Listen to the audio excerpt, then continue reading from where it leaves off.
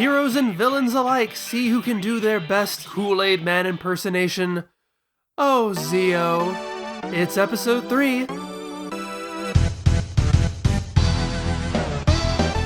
You know, I keep saying that Power Rangers Zeo does more straightforward adaptations of Ohranger. I swear it's true! I've seen them! I know we'll get to them. Eventually.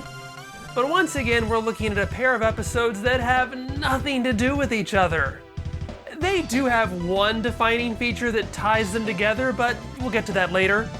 For right now, I'll say that we're having to jump around again because what is holding true is what I said last time about Power Rangers Zeo taking the early episodes of Ohranger and spreading them out throughout its series.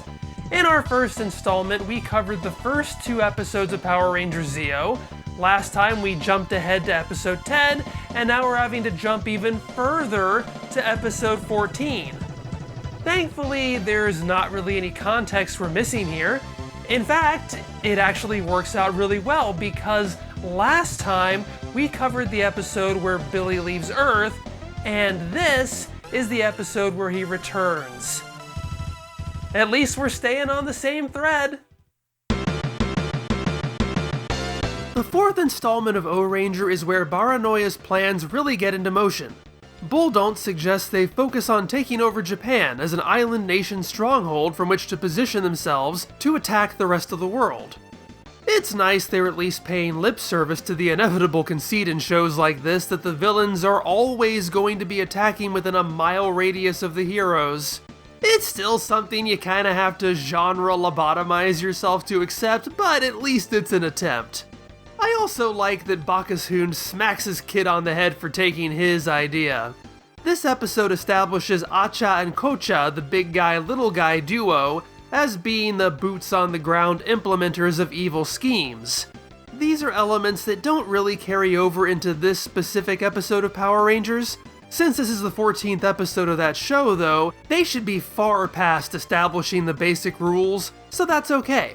For this particular plan, the Ohranger villains employ Bara Crusher, big ol' metal boy with sharp teeth, who seems to go down pretty quickly. However, when he chomped down on friendly Officer Otani, it infected him with metal amoebas, although they look more like bugs, that take him over and turn him into a new Bara Crusher. When he's in Crusher form, Otani kidnaps children, even his own son Hiroshi, so that Acha and Kocha can turn them into more machine beasts. But the real conflict is about humanity. Can Otani overcome the machine influence and reassert the kindly man within? This is a really good premise. Creepy, tinged with horror, with a real human element at its core. Nanotechnology passing from person to person to create a cybernetic army reminds me a lot of the Borg from Star Trek. This is that charming Sentai blend of overwrought emotion and underwrought special effects. This is a story that really stood out to me as I was prepping this series, a huge step up from the previous episode. It's a shame that Power Rangers doesn't adapt this narrative in any meaningful way. I can't imagine them being unable to adapt this story. Heck, ordinary people succumbing to mind control by the enemy is the B-plot to Mighty Morphin Power Rangers the movie. Power Rangers Zeo even has a cop as a main character. I mean, yeah, they probably wouldn't have Lieutenant Stone put a gun to his head. Wow, they really went there. But the rest of this could have worked. I mean, yeah, the more I think about this, it amazes me how easily this could have been adapted by taking Otani and Hiroshi and doing a find and replace with Lieutenant Stone and Bulk and Skull. I actually worry I'll rarely get to talk about Bulk and Skull and Zeo because now that they're no longer bullying the heroes, they've basically become walking B-plots. In Season 2, their shtick of trying to uncover the Power Rangers' true identities at least put them in proximity to the rest of the show. But in Power Rangers Zeo, their plots often don't intersect with the A stories at all, like here, where they just get lost on a training exercise. This would have been a perfect opportunity to integrate them better. Oh well, instead, Zeo just mines this for what little action footage they can. I stand by what I said last time. The staff behind Power Rangers Zeo seemed scared to deal with the episodes that don't have the giant robots. They pushed episodes like these to later so they could more quickly get to the giant robots. And when they did come back around to them, they packaged them with more portentous events to help distract from the lack of giant robots. Last time that was bringing one of the Alien Rangers back.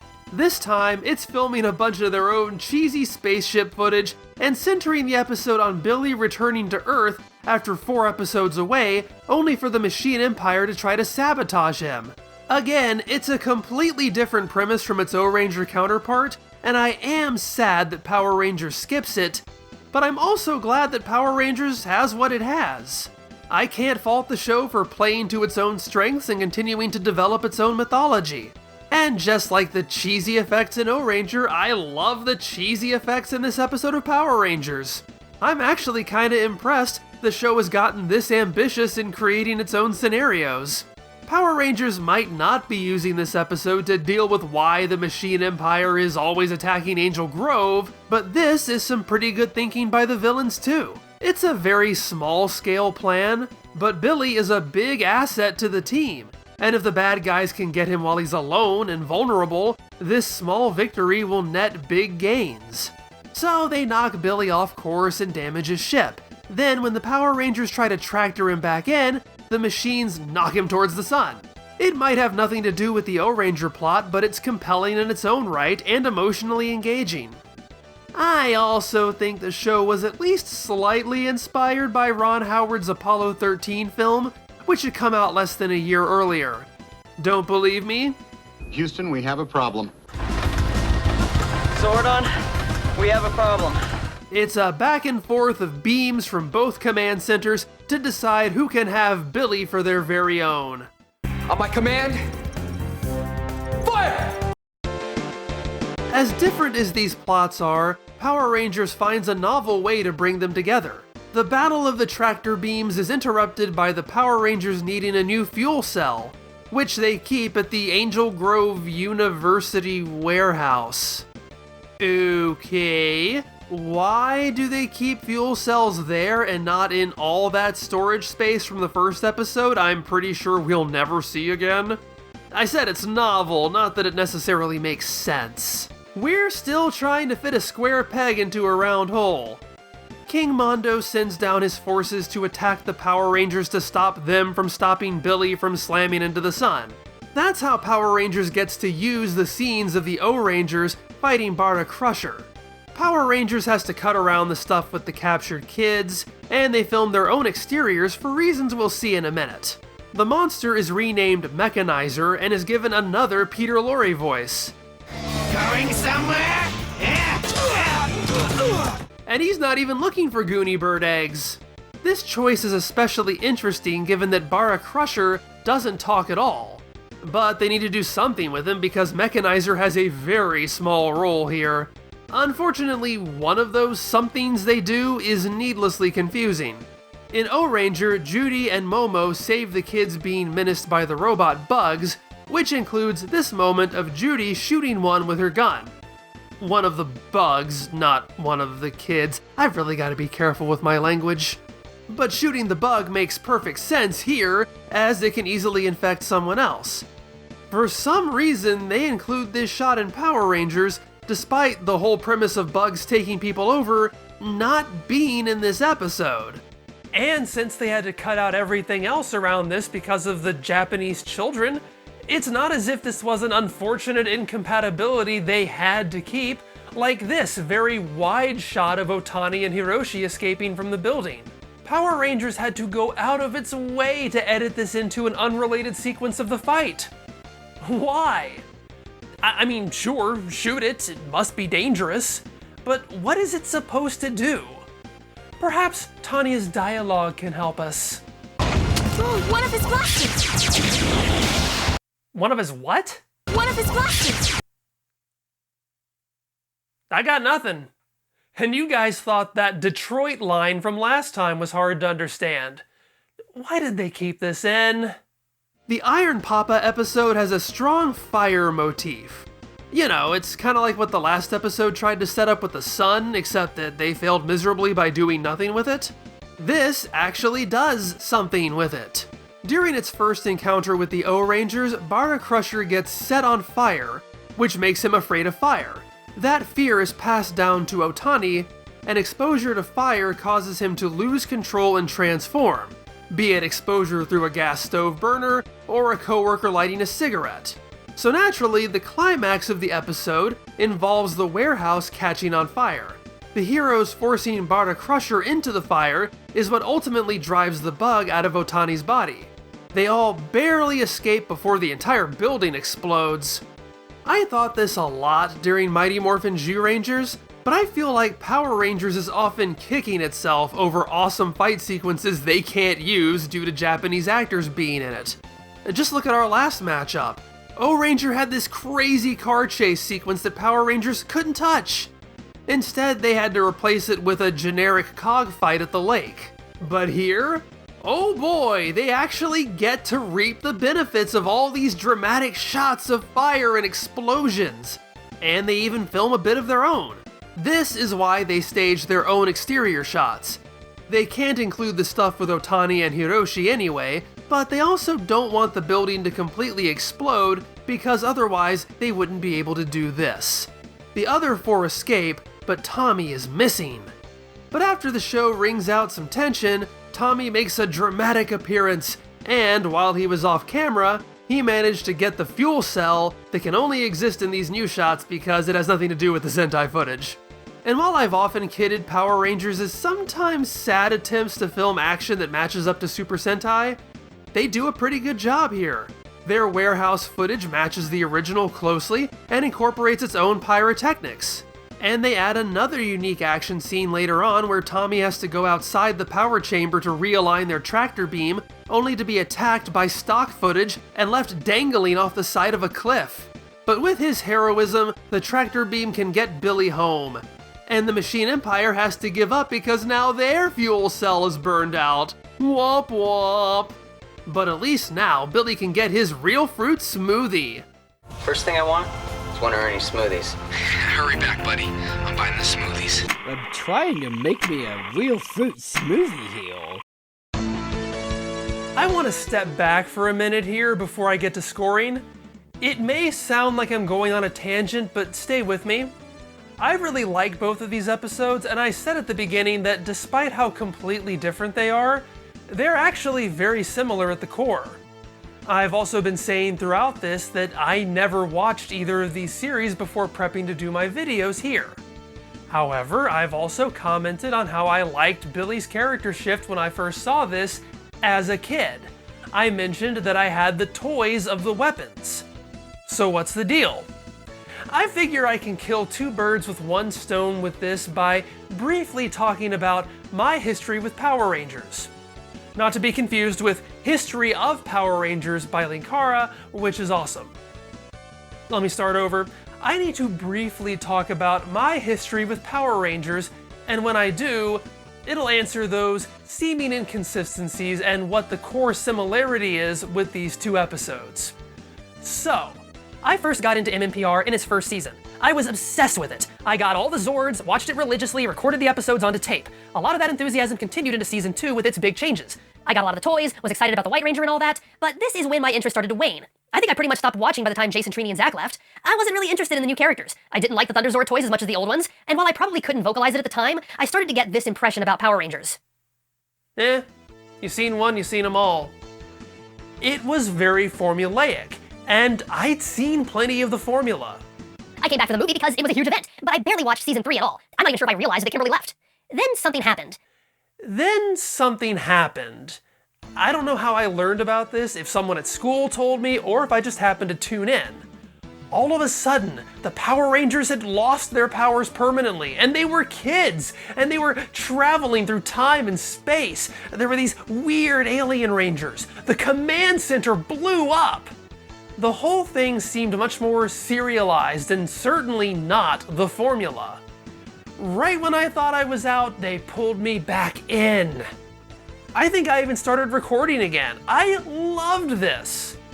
So of course I had to stick around to see what this new Zeo Rangers thing was.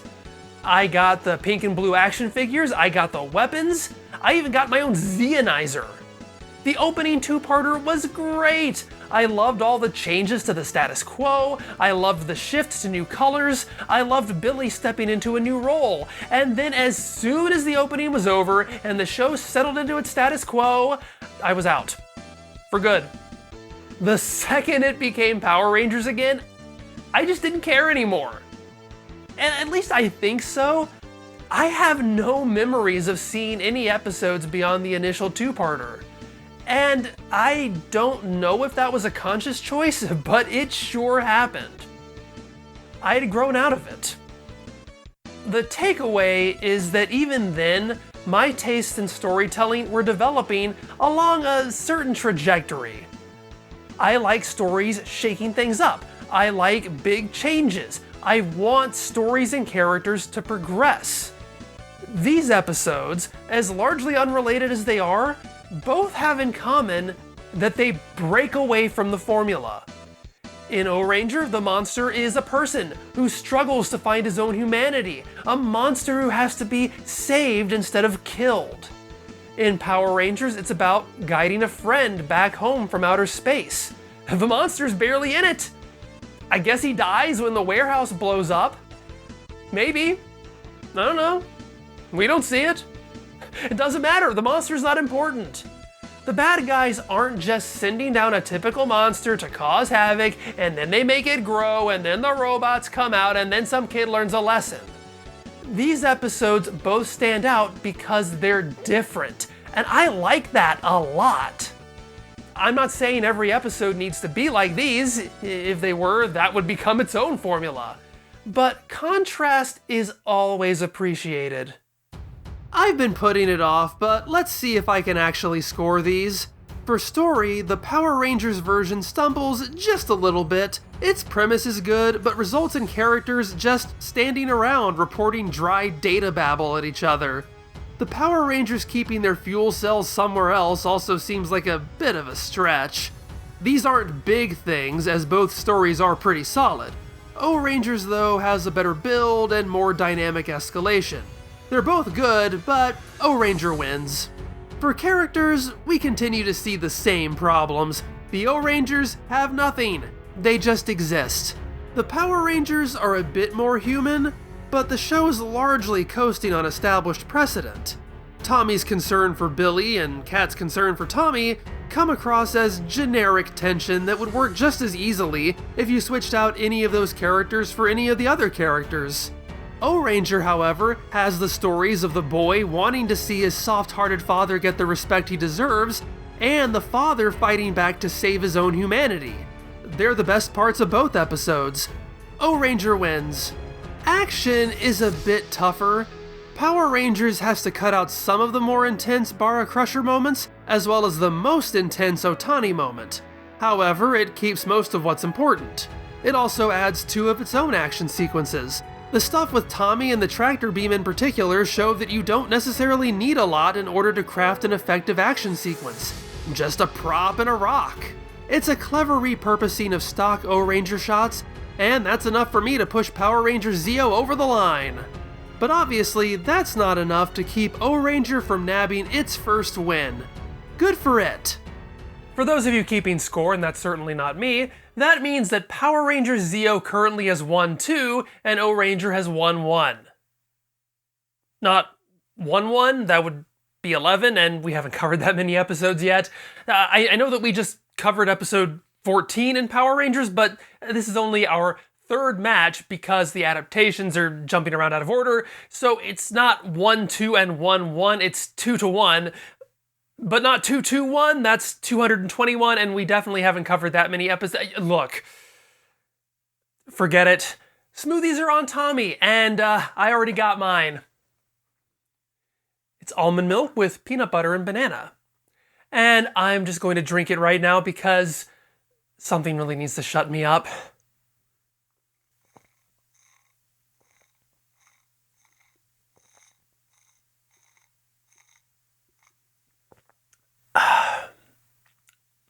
Good smoothie.